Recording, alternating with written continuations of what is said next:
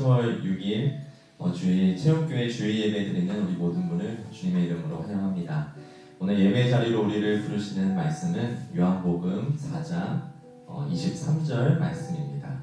요한복음 4장 23절 말씀 앞에 화면에 있습니다. 이 앞에 말씀 한번 보시면서 같이 읽겠습니다. 참되게 예배를 드리는 사람들이 영과 진리로 아버지께 예배를 드릴 때가 온다. 지금이 바로 그때이다. 아버지께서는 이렇게 예배를 드리는 사람들을 찾으신다. 아멘. 이 말씀은 이 정오에 물을 들어온 사마리아 여인과 예수님께서 나누셨던 대화의 한 장면입니다. 이 사마리아 여인과 대화를 나누시면서 너 남편도 데려오라고 이야기도 하시고 그리고 예배 장소에 관해서 질문을 하고 예수님께서 대답을 하시는데요.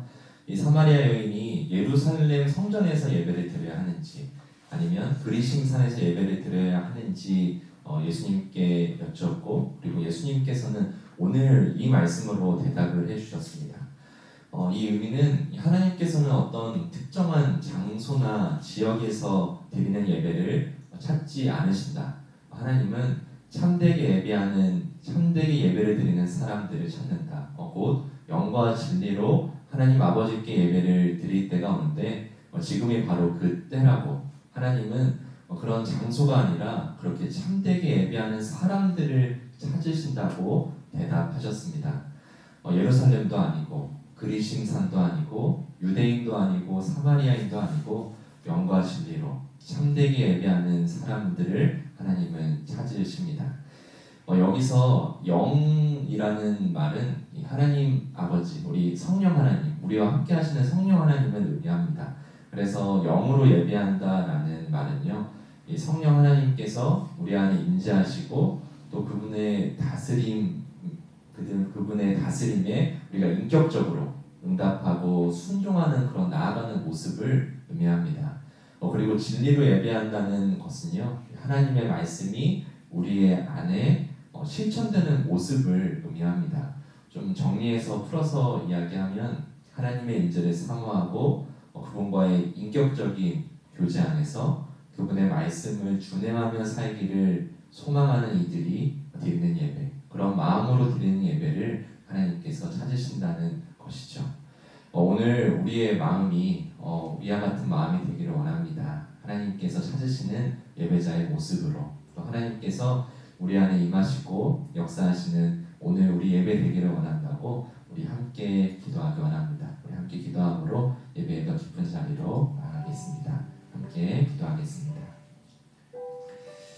하나님 아버지, 오늘 예배의 자리로 저희를 불러주셔서 감사합니다. 하나님, 오늘 저희가 영과 진리로 예배드리기 원합니다. 성령 하나님의 임재 가운데서 주님께서 이곳에 함께하여 주셔서 우리에게 말씀하여 주시고 우리에게 깨닫게 하시는 바를 우리가 인격적으로 응답하고 또 순종하는 예배 되기를 원합니다.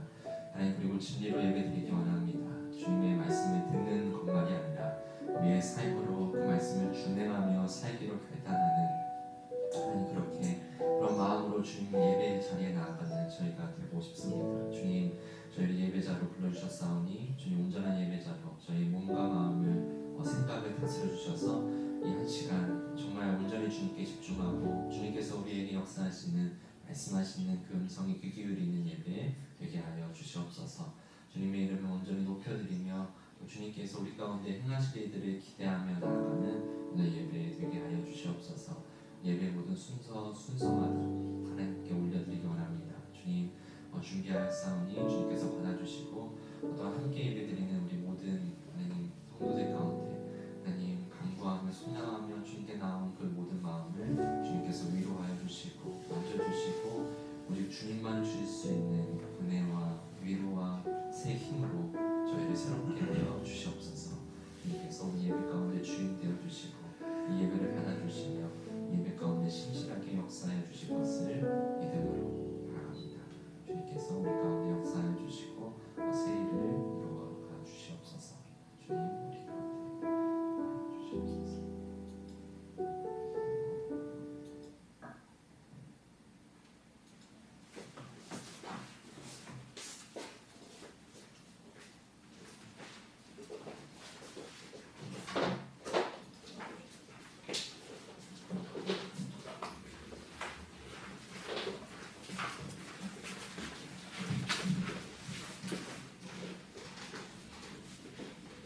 안녕하세요.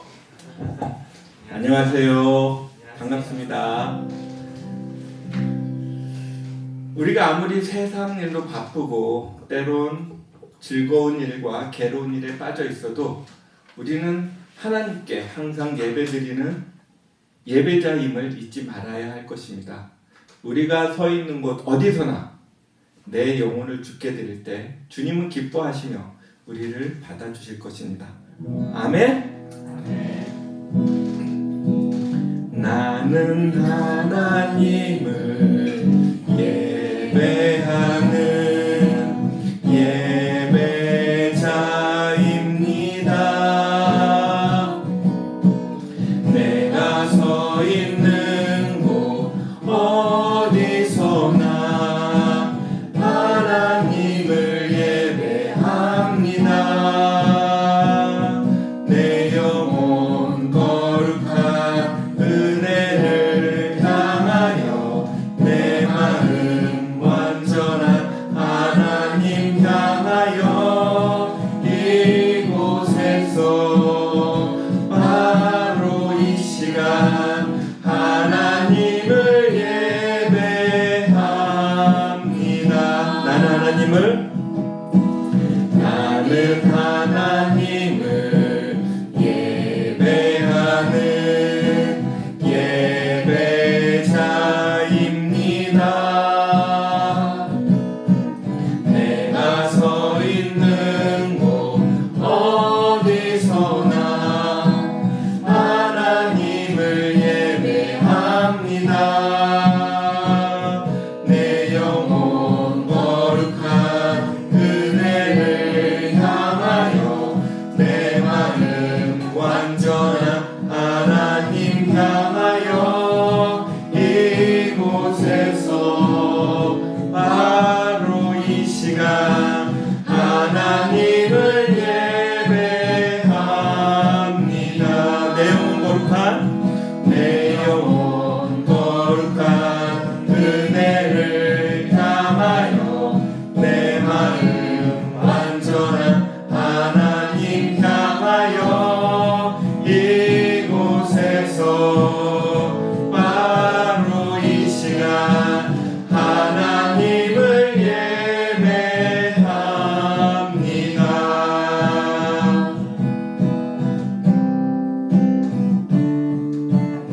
주 나의 모습 보내 주 나의 모습 보내 상한 나의 맘 보시네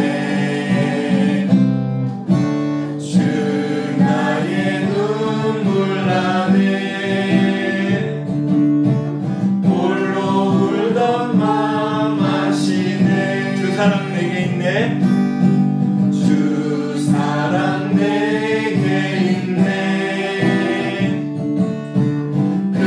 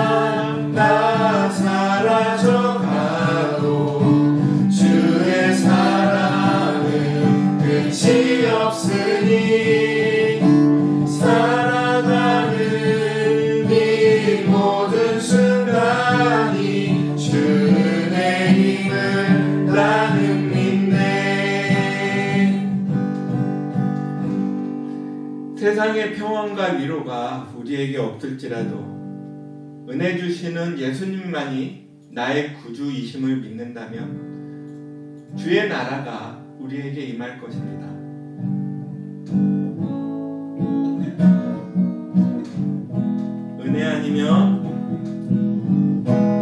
은혜 아니면 살아갈 수가 없네. 복음마저도 다 주의 것이니 세상 평안과 위로 내게 없어도 예수 오직 예수뿐이네. 크신 계획 다 볼 수도 없고 작은 고난에 지쳐도 주께 맡긴 나의 모든 삶 버티고 견디게 하시네. 은혜 아니면 살아갈 수가 없네. 나의 모든 것 다 주께 맡기니 참된 평안과 위로 내게 주신 주 예수 오직 예수뿐이네. 은혜 아니면 살아갈 수가 없네. 복음마저도 다 주의 것이니 세상 평안과 위로 내게 없어도 예수 오직 예수뿐이네. 크신 계획 다 볼 수도 없고 작은 고난에 지쳐도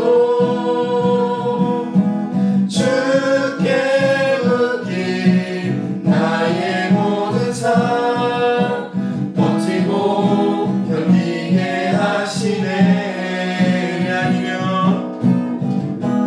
은혜 아니면 살아갈 수가 없네. 나의 모든 것 다 주께 맡기니 참된 평안과 위로 내게 주신 주 예수 오직 예수뿐이네. 은혜 아니면 살아갈 수가 없네. 나의 모든 것 다 주께 맡기니 참된 평안과 위로 내게 주신 주 예수 오직 예수뿐이네. 오늘 담임 목사님께서 연약한 이들의 신실한 삶으로 한 주제로 말씀 전하실 때에 더욱 담대히 성령의 은혜 가운데 말씀 선포하시기를 기도합니다. 또한 듣는 모든 이들이 은혜 받고 우리 안에 역사하시는 주님을 증거할 수 있도록 우리 모두 함께 기도하겠습니다. 크신 계획 다 볼 수도 없고 작은 고난에 지쳐도 주께 맡긴 나의 모든 삶 버티고 견디게 하시네. 은혜 아니면 살아갈 수가 없네. 나의 모든 것 다 주께 맡기니 참된 평안과 위로 내게 주신 주 예수 오직 예수뿐이네. 은혜 아니면 살아갈 수가 없네. 복음마저도 다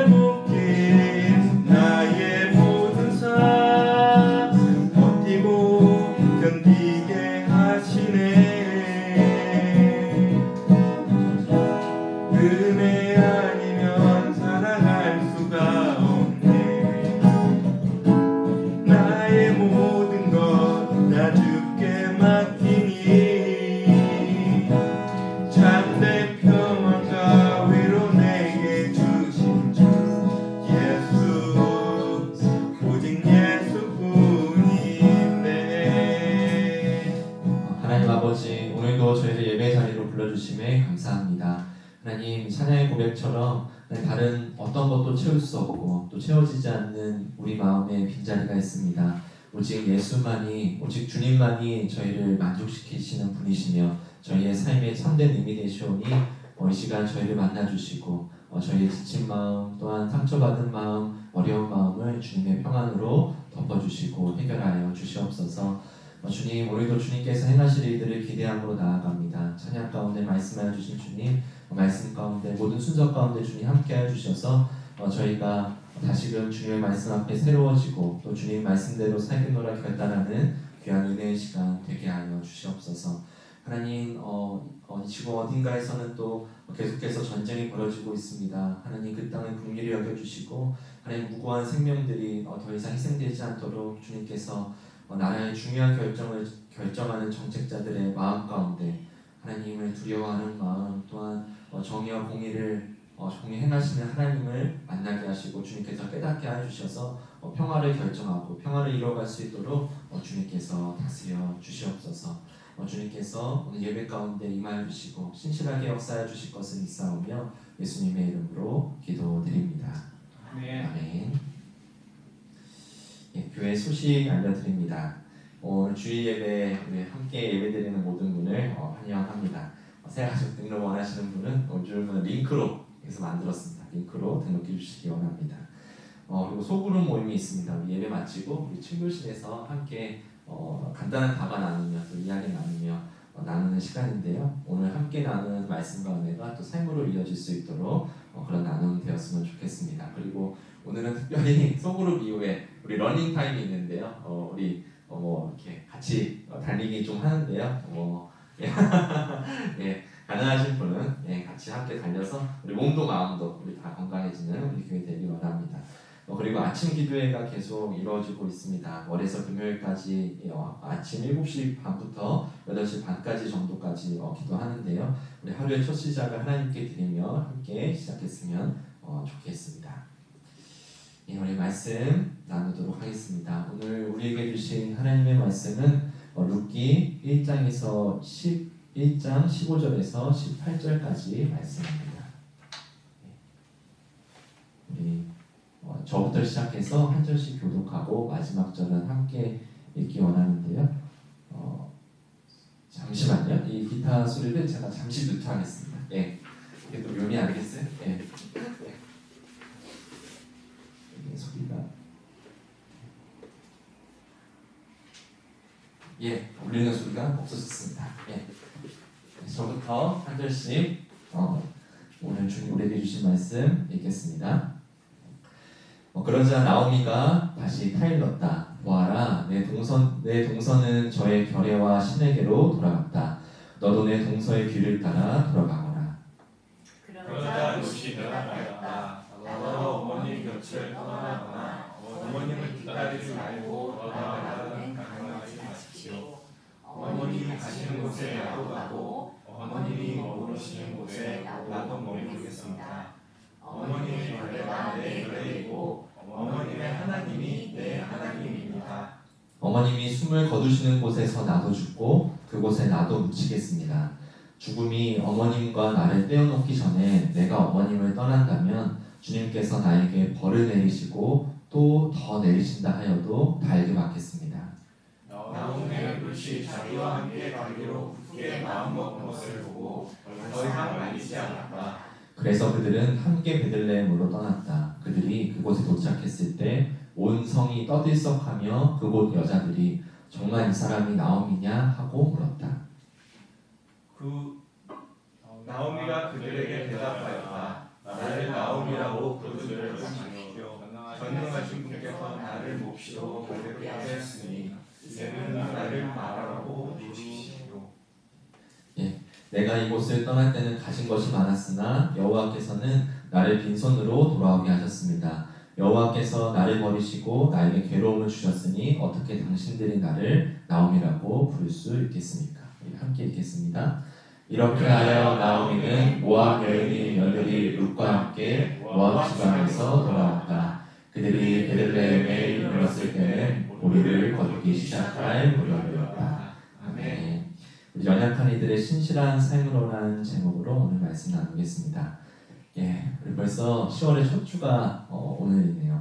이제 완전 더웠었는데 이제 더위도 물러가고 제법 찬바람이 정말 가을이 다가온 것 같습니다. 가을은 풍요로운 추수의 계절이라고도 말하는데요. 그런 말이 무색하게 우리 배추 한 포기에 10,000원이라고 하더라고요. 그래서 금배추라고 하던데 올여름 폭염 때문에 이 배추 생산이 차질이 생겨서 그렇게 배추값이 올랐다고 하죠. 그리고 그 폭염은 지구온난화 때문이고요. 정말 폭염이었죠. 올여름은 기온도 역대 최고였다고 하고 또 열대야 일수도 더운 날의 일수도 역대 최고였다고 합니다. 우리나라가 아니라 전 지구적으로 이런 이상기후 현상이 나타나고 있습니다. 하나님께서 세상을 창조하셨음을 고백하는 그리스도인이라면 이런 생태와 환경의 문제에 관심을 가지고 우리가 할 수 있는 것부터 작은 것부터 그 문제를 해결할 수 있도록 실천하며 살아야겠습니다. 마찬가지로 지난 주일 말씀을 나누고 우리에게 가진 것은 무엇인지 또 우리가 할 수 있는 것은 무엇인지 틈날 때마다 숙고하고 있습니다. 다양한 용도로 우리 예배 공간을 빌려주면 어떨까? 정기적으로 그리고 이웃을 위해서 또 지역사회를 위해서 우리가 할 수 있는 것은 무엇일까 고민하고 있습니다. 아직 잘 모르겠어요. 잘 모르겠지만 하나님께서 보여주시겠죠? 하나씩 그리고 그 보여주신 바대로 한 걸음씩 걸어갈 우리의 모습을 꿈꿔봅니다. 그렇게 하나님을 신뢰하면서 한 걸음씩 걸어갈 때 하나님께서 우리 가운데 일하시고 우리를 향한 하나님의 계획이 온전히 이루어질 거라 믿습니다. 우리 잠시 기도하고 말씀 나누겠습니다. 주님, 이제 주님의 말씀을 나누고자 합니다. 주님의 참 복음의 진리를 바르게 잘 전할 수 있도록 잘 들을 수 있도록 성령 하나님께서 이 자리 우리 마음 가운데 신실하게 역사하여 주시옵소서. 예수님의 이름으로 기도드립니다. 아멘. 오늘 말씀 주인공은 룻입니다. 룻입니다. 룻기는 4장밖에 안 돼가지고 정말 짧은 책이죠. 이 룻이라는 이방 여자, 이 모압 여자의 이름으로 된 단독적인 책으로서 이 사사기와 사무엘상 사이에 위치하고 있습니다. 즉 사사 시대와 이 왕정 시대를 잇고 있는 중간에 위치한 책이죠. 그리고 기드온, 삼손과 같은 걸출한 이 사사들의 이름과 또 사무엘, 사울, 다윗과 같은 이 사무엘 상하의 주인공들의 이름에 비해서는 룻은 상대적으로 좀 비중이 작게 느껴집니다. 비중도 작게 느껴지고 또 책 분량도 정말 짧지만 그 안의 의미는 절대 작지 않은 정말 큰 메시지를 우리에게 말씀하고 계시는 하나님께서 우리에게 허락하신 이 룻기를 함께 나눠보고자 합니다. 룻기는 사사시대에 유대 베들레헴에서 이방 땅인 모압으로 떠난 한 가정의 이야기입니다. 이 베들레헴에 흉년이 들어서요 먹을 양식이 모자라게 됐습니다. 그래서 이 베들레헴에 살던 엘리멜렉이라는 남자는 자신의 아내 나오미와 2 아들을 데리고 잠시 기근을 피하려고 이방 땅인 모압으로 이주하였습니다. 그런데 어떤 이유에서인지 이 엘리멜렉은 이 아내와 2 자식을 두고 죽고 말았습니다. 요즘 말로 싱글맘이 된 나오미는 그럼에도 이 2 아들을 잘 키워서 이 2 아들 말론과 기로는 이 모압 여자인 오르바와 룻과 결혼을 하였습니다. 그런데 이 2 아들조차 어떤 이유에서인지 갑작스럽게 죽고 말았습니다. 이 말론의 이름은 질병이라는 뜻이고요. 이 기련의 이름은 수척하다라는 뜻입니다.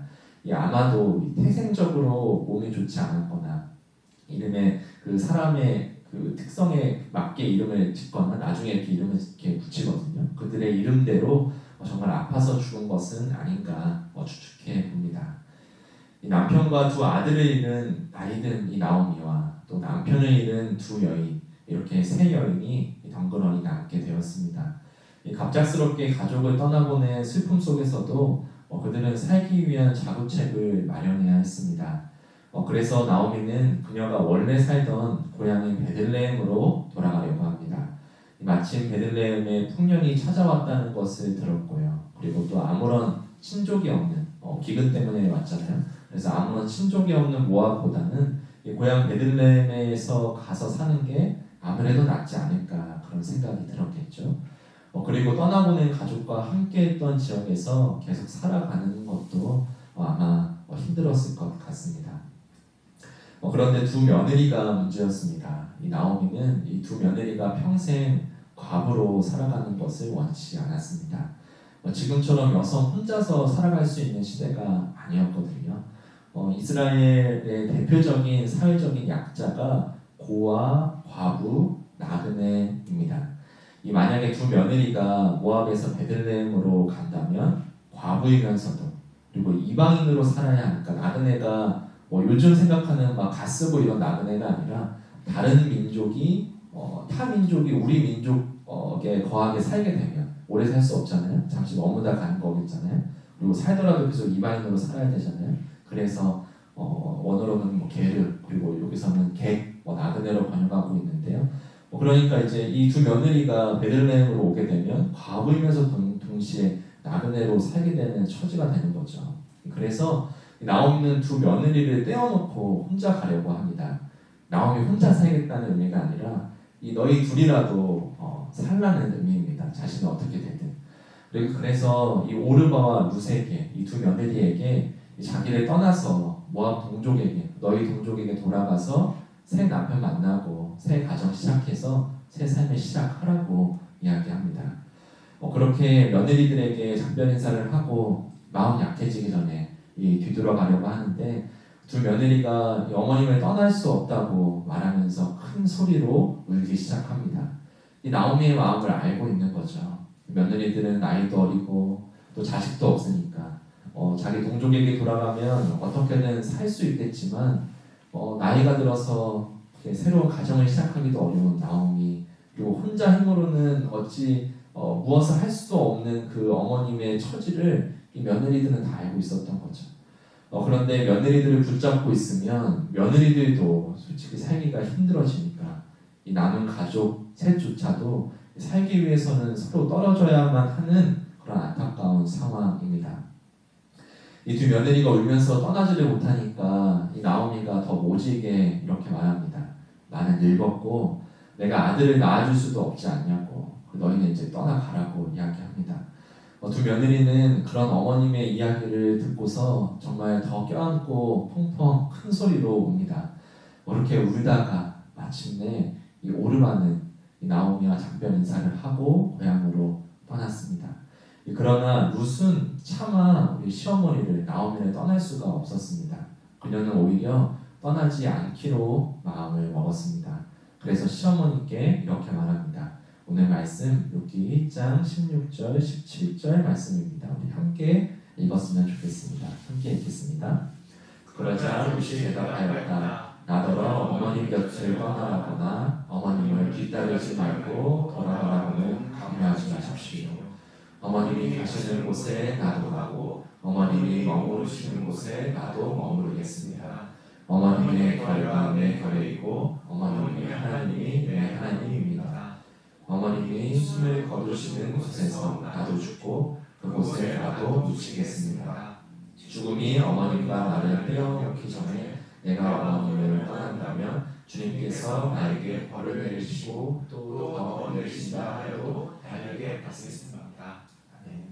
이 마지막 구절에 이렇게 벌을 내리시면 달게 받겠다는 이 내용이 왜 있는지 이제 이해가 되시죠? 어머니 떠나면 어머니 혼자 죽는 건데 그래서 내가 떠나면 하나님께서 벌 주시면 자기 달게 받겠다고까지 이야기하는 룻의 모습입니다. 이렇게 자기 떠나라고 모지게 이야기했던 나오미조차도 이런 며느리, 이런 룻을 더 이상 보낼 수 없었습니다. 그래서 둘은 함께 모압 땅에서 베들레헴으로 이동했습니다. 그런데 베들레헴이 나오미의 고향이라 하더라도 사실 별반 달라질 건 없었습니다. 나이든 나오미 혼자서는 아무것도 할 수가 없어서요. 룻은 추수하는 들판에 나가서 떨어진 이삭을 주워 오겠다고 이제 시어머니께 이야기합니다. 그런데 이제 아무리 시어머니의 고향인 베들레헴이더라도 룻은 자기네 민족 사람이 아니고 이방 여자이고 나이도 어리니까요. 너무나 위험한 상황인 거예요. 그 추수하는 곳에 일꾼들이 있는데 거기에서 어떤 해코지를 당할지도 모르는 상황인데도 본인이 들어가서 들판에 가서 이삭을 죽고 오겠다고 목숨 걸고 이야기하는 겁니다. 당시에 무슨 경찰이 있겠어요? CCTV가 있겠어요? 나이 어린 여자, 이방 여자 혼자서 다른 민족에 추수하는 곳에 간다는 건 그냥 목숨을 내걸고 들어가는 일입니다. 그런데 이렇게 그 이스라엘 땅에서 이삭을 주어오겠다고 할 수 있었던 거는 이 오경에 기록된 율법 덕분이었습니다. 이런 말씀들이 있어요. 밭에서 추수할 때 밭 구석구석 싹 다 걷어들이지 말아라. 그리고 포도를 따더라도 떨어진 거 줍지 말아라. 다 따지 말아라. 그리고 떨어진 이삭도 줍지 말아라. 이런 율법이 있거든요. 그것은 자신의 힘으로는 도저히 살아갈 수 없는 사람들, 보호받지 못하는 사람들, 가난한 사람들, 이방인들, 과부들의 몫이라고 생명의 하나님께서 이스라엘의 율법으로 정하여서 그 백성들이 지키게 했던 것입니다. 그래서 레위기 24장 22절에서는 분명하게 이렇게 말하고 있습니다. 제가 읽어드릴게요. 우리 말씀 한번 띄워주시면, 이 법은 이스라엘 사람에게는 말할 것도 없고 함께 사는 외국 사람에게도 같이 적용된다. 외국 사람은 이방인을 말하는 거예요. 나는 주 너희의 하나님이다. 주님께서 이런 말씀을 이야기하고 난 뒤에는 꼭 이런 이야기도 덧붙이세요. 너희도 한때 이집트에서 출애굽기 아시죠? 애굽 땅에서 외국인이었음을, 이방인이었음을 기억하라 라는 말씀이 꼭 있습니다.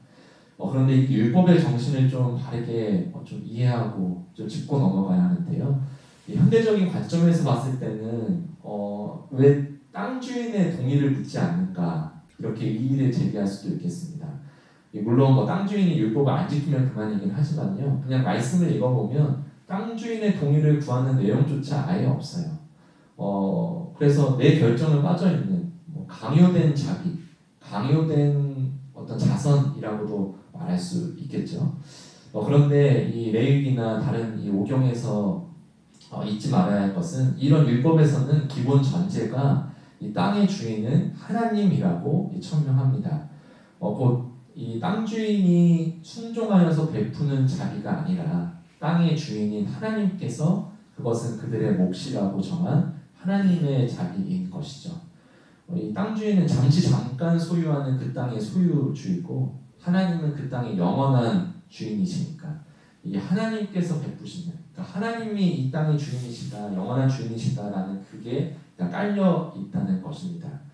그래서 이거는 지금도 적용되는데요. 우리도 자비를 베풀 때 누군가를 도울 때 제가 돕는다 하고 하면 자비를 베푸는 용어가 제목이 되어서는 안 되고 자비하심, 그렇게 긍휼의 마음을 가지신 하나님의 뜻을 따르는 용어가 알맞은 제목이 되는 거죠. 그런데 이렇게 나의 이름이 드러나기보다는 나는 하나님의 뜻과 마음에 그저 합당하게 순종했기 때문에 그렇게 하나님께 쓰임받은 것일 뿐이니 오직 높임 받으실 분은 하나님입니다 라는 고백이 사실 더 어렵고 더 고귀한 고백이 되겠죠.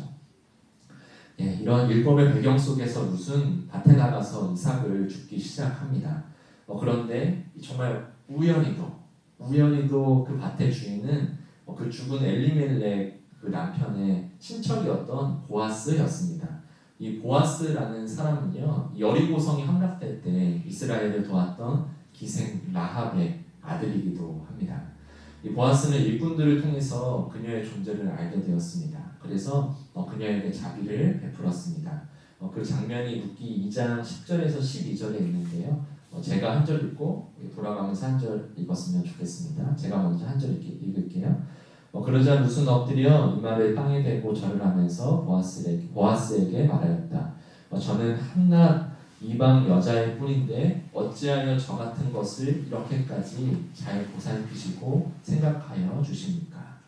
보아스가 룻에게 대답하였다. 남편을 잃은 뒤에 네 시어머니에게 어떻게 하였는지를 자세히 들어서 다 알고 있어. 그는 친정 아버지와 어머니를 떠나고 태어난 땅을 떠나서 엊그제까지만 해도 알지 못했던 다른 백성에게로 오지 않았소. 내게 한 일은 주님께서 갚아주실 것이요 이제 댁이 주 이스라엘의 하나님의 날개 밑으로 보호를 받으러 왔으니 그분께서 대개에게 넉넉히 갚아주실 것이요.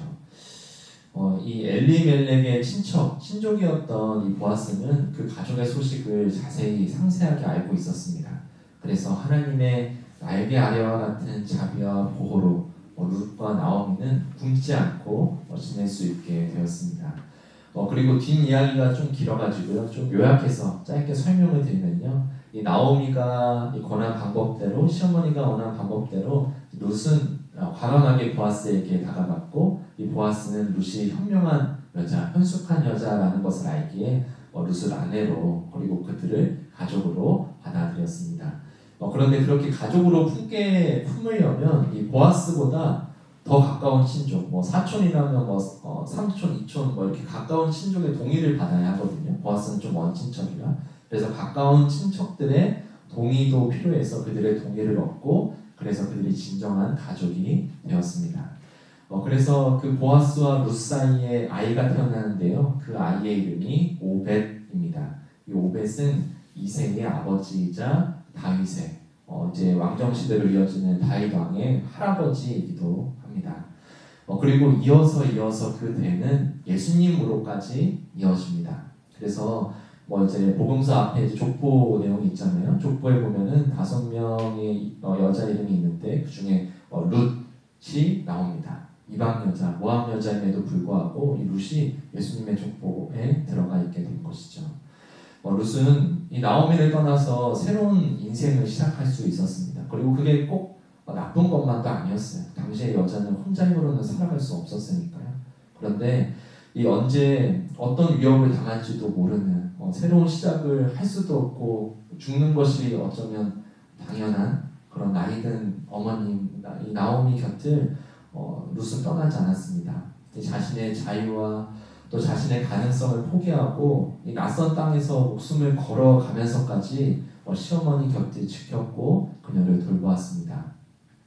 이 룻이라는 이 남편 잃은 한 이방 여자의 인생이 도대체 그렇게 신실하게 살아간다고 무슨 큰 의미가 있을까 싶지만, 하나님은 그 신실한 삶을 통해서 예수 그리스도로까지 이어지는 하나님의 큰 계획을 이루셨습니다. 룻이 그걸 어떻게 알았겠어요? 이 룻이 그렇게 어머니, 시어머니 떠나지 않는다는 그런 신실한 삶을 산다는데 누가 알아주겠나 싶었지만 하나님은 아셨습니다. 하나님은 주목하고 계셨습니다. 하나님은 사람들이 보기에는 연약해 보이고 그게 무슨 대단한 의미가 있겠냐는 이들의 신실한 삶을 통해 하나님의 새 일을 이뤄가시는 분입니다. 오늘 우리의 일상은 어떻습니까? 우리 인생은 어떻습니까? 80억 명 된다고 하죠. 79억 이렇게 하는데 80억 명 되는 인류 속에 나는 호모 사피엔스로 정의되는 그런 수만 년의 인간 역사 속에 나는, 그리고 이 광활한 우주 속에 이 지구별에 살고 있는 이 작은 나는 얼마나 먼지 같고 하찮은 존재입니까? 그리고 저도 이렇게 많은 사람을 만나고 또 여러 책을 읽고 배우면 배울수록 정말 내가 대단한 사람이구나 라는 생각보다는 내가 얼마나 작고 잠시 왔다가는 보잘것없는 인생인가 존재인가 생각하게 됩니다. 인생을 비하하거나 폄하하는 말이 아니고요. 어찌 보면 수많은 그 길고 긴 역사와 인류와 우주 속에 나라는 존재를 좀 객관적으로 바라볼 수 있는 시각이 생긴 것이죠. 그런데 그래서 더욱 놀라운 사실은 그런 나의 인생을 하나님께서 온 세상을 창조하시고 다스리시는 그 하나님께서 주목하고 계시다는 것. 그래서 그분은 나의 인생 속에 신실한 삶을 원하시고, 그리고 그 신실한 삶을 통해서 하나님 나라의 구원의 계획을, 이 땅을 향한 그 계획을 이뤄가신다는 점입니다. 얼마 전에 이 아내와 함께 아내가 섬기고 있는 거기에 계신 목사님, 부목사님을 만나게 되었는데요. 제가 이 교회를 이렇게 섬기고 나서 공통적으로 받는 질문이 있어요. 왜 채움교회냐? 그리고 목사님은 너는 어떤 교회를 꿈꾸냐? 이런 질문인데요. 솔직히 이렇게 길게 설명하기는 쑥스럽기도 하고, 그리고 이렇게 질문하는 사람이 정말 궁금해서 묻는 것인지 아니면 듣고 평가하려고 묻는 것인지가 약간 느껴지잖아요. 그래서 저도 이렇게 웃으면서 좀 넘어가거나 아니면 짧게 요약해서 한두 마디 하고 정말 궁금한 거 물어보거든요. 그럼 더 이야기하거나 이제 말거나 하는데, 근데 이 목사님께서는 정말 진지하게, 정말 진지한 정말 눈빛으로 저한테 이렇게 물어보셨어요. 그래서 저도 이렇게 넌지시 웃고 조금 이야기하고 넘어갈까 했는데 딱 그냥 들을 자세를, 경청할 자세를 딱 하시고 그냥 이야기하라고 이렇게 계셔가지고, 진지하게 계셔가지고 저도 이렇게 웃고 이야기하다가 진지하게 대답했습니다. 그래서 저는 이렇게 대답했어요. 제가 생각하는 이 지금 시대의 지금 시대를 지배하는 시대 정신은 이 허무와 공허함 속에서 참된 의미를 추구하고 찾아가는 시대라고 생각합니다. 인간 존재의 이유에 관해서, 또 인생의 이유에 관해서 철학의 시작부터 해서 그런 질문과 그런 대답은 계속해서 고민하고 왔고 존재해왔지만, 그 어느 때보다 우리나라에서 지금 20대, 10대도 그렇고 10대, 20대, 30대, 40대가 정말 이 질문 앞에 살아가고 있다고, 고민하고 있다고 생각이 듭니다. 돈이 전부라고, 정말 물질적인 가치관이 최우선시되는 세상 속에서도 그렇게 치열하게 경쟁하면서 살긴 사는데, 다들 느끼는 것 같아요. 이 도무지 마음속에 채워지지 않는 그 어떤 것에 대해서 너무 채워지지 않아서 그것 때문에 힘들어도 하고, 그것을 찾고자 계속해서 무엇인가의 답을 향해 나아가는 세대라고 저는 생각합니다. 객관적인 수치로 종교 인구가 줄어들고 있는데요. 종교 인구가 줄었다고 해서 저는 그런 고민조차도 없어졌다고는 생각하지 않다고 생각합니다. 단지 그들의 답에, 그들의 질문에 좀 명확하게, 그리고 정말 본을 따르는 종교의 모습이 없어서 종교 인구가 전 낮다고 생각하거든요. 그래서 저는 그 답을, 그 의미를 예수 그리스도로부터 찾았고 발견했습니다. 이 아무것도 아닌 인생, 아까 제가 말씀드린 대로 우주 속에나 인류 속에나 역사 속에나 이런 아무것도 아닌 인생으로만 생각을 하다 보면은 어떤 허무주의나 영세주의에 빠질 수도 있죠. 그리고 또 신앙을 가지고 있더라도, 내가 아무리 열심히 신앙생활을 하더라도 바뀌지 않는 현실이나 세상을 보고 있노라면 이 무력감과 무의미가 그 신앙을 덮어버릴 수도 있겠습니다. 그 빈자리, 그 무의미해 보이는 그 삶 속에 참된 의미가 되신 주님을 만나게 하는 것, 하나님 나라가 이루어지는 이 땅 가운데 하나님 나라가 이루어지는 그 큰 계획에 나의 삶도 하나의 역할이 있고, 나의 삶의 내용도 그분의 그 크신 계획의 한 줄이라도, 한 문단이라도, 한 문단도 아니라 한 점이라도 정말 하나님께서는 우리를 쓰고 계시고 그렇게 쓰시고자 한다는 것, 그것이 저는 채운다는 의미, 그런 의미를 채운다는 의미의 채움교회이고, 그리고 그런 의미를 찾게 하는, 그런 예수님을 만나게 하는 교회가 꿈꾸는 교회라고 대답했습니다. 이렇게 진지하게 이렇게 길게 대답한 건 처음이었던 것 같아요. 네. 그런데 저는 오늘 룻기의 말씀도 그와 같은 이런 마음이, 이런 내용이 담겨있는 말씀이라고 생각합니다. 그래서 저는 개인적으로 이 룻기 말씀을 참 좋아해요. 그런데 룻처럼 살고 싶다, 룻을 기도 제목으로 삼는 내용은 들어본 적은 없어요. 그렇잖아요. 룻은 말씀드렸다시피 이방 여자고 그냥 과부고, 그 당시 기준에서 봤을 때는 사실 그렇게 주목받지 않는, 사실 비천한 삶이거든요. 그런데 하나님은 아니라고 말씀하세요. 당대의 기준과 조건으로 그 사람을 평가하지 않으세요. 하나님은 그 사람의 인생이 연약해 보일지라도 그 안에서 살아가는 신실한 삶을 주목하고 계시고, 그리고 그 삶을 통해 하나님의 역사를 이루어 가신다고 룻을 통해서 우리에게 말씀하고 계십니다. 그리고 이런 룻의 모습을 보면, 이런 자신의 자유, 자신의 가능성, 자신의 생명까지도 포기하는 룻의 모습을 보면 우리는 예수님의 모습도, 예수님의 그림자도 발견할 수 있습니다. 예수님도 자신의 모든 것을, 자신의 생명을 포기하고 희생해서 또 그분의 십자가로 우리가 이렇게 구원을 받았잖아요. 그리고 룻기는요, 또 중요한 점이 있는데 다른 구약 성서와 배치되는 내용이기도 합니다. 여러분 에스라와 느헤미야를 읽어보면요, 이 정말 정반대의 내용을 다루고 있는데요. 이 에스라와 느헤미야는 이스라엘 백성이 포로 생활을 벗어나고 나서 쓰여진 책이에요. 그래서 이스라엘 민족이 무너졌던 어떤 신앙적인, 민족적인 자긍심을 다시 회복하기 위해서 쓰인 책이거든요. 그래서 이스라엘 신앙의 어떤 정통성을 이야기하고 율법을 강조하다 보니까 뭐 이런 이야기까지, 이런 내용까지 있어요. 이방인들과의 연도 다 끊어버려야 된다. 그 거룩한 민족, 거룩한 이스라엘 민족의 피와 더럽고 역겨운 이방 민족의 피가 섞여서는 안 된다. 정말 성경에 이렇게 쓰여 있어요. 네, 섞여서는 안 된다고까지 말해요. 자기네들 신앙을 다시 회복해야 되니까요.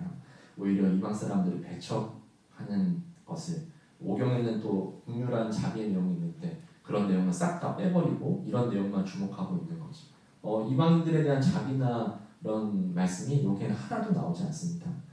그런데 룻기에서는 그런 유대인 주류라고 할 수 있는 이런 주류가 가진 신앙의 정면으로 배치되는 내용입니다. 신실한 유대인의 내용이 아니라 신실한 이방 사람, 그것도 신실한 이방 여자, 과부, 룻의 삶을 다루고 있고요. 그리고 그녀를 통해서 다윗의 왕조가 시작되고 나중에는 예수 그리스도까지 이어지는 그 성령의 역사가 담겨져 있습니다.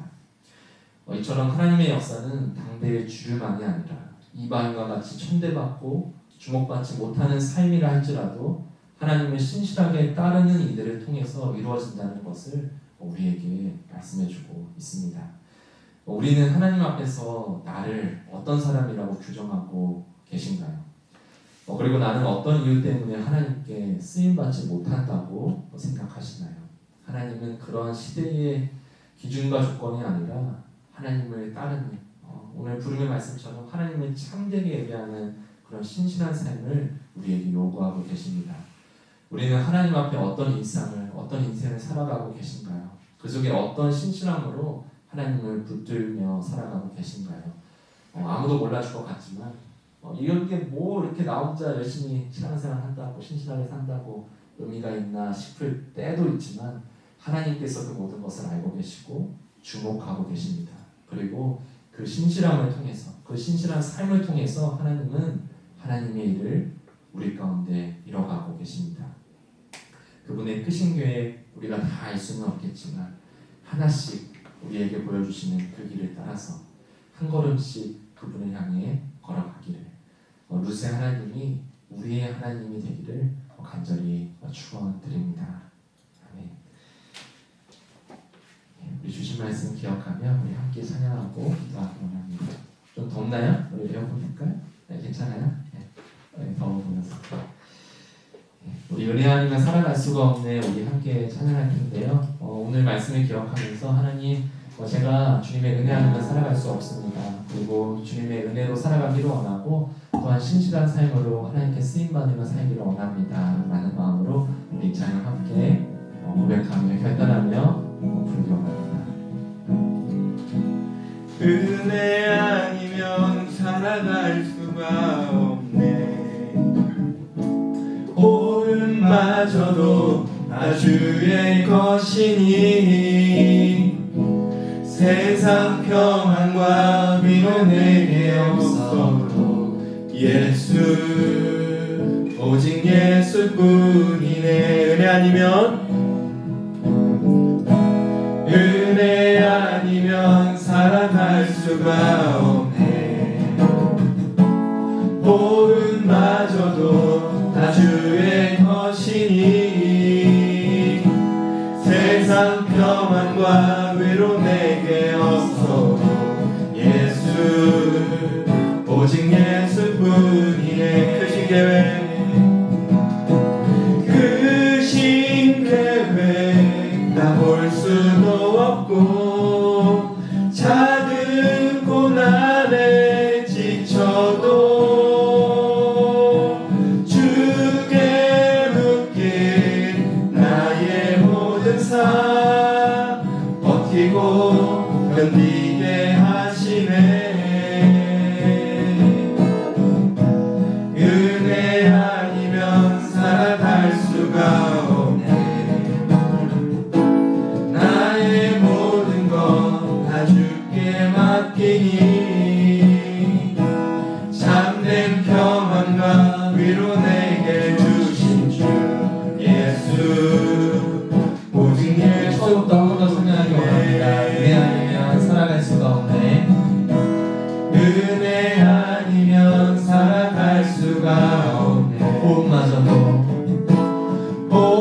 마저도 다 주의 것이니 세상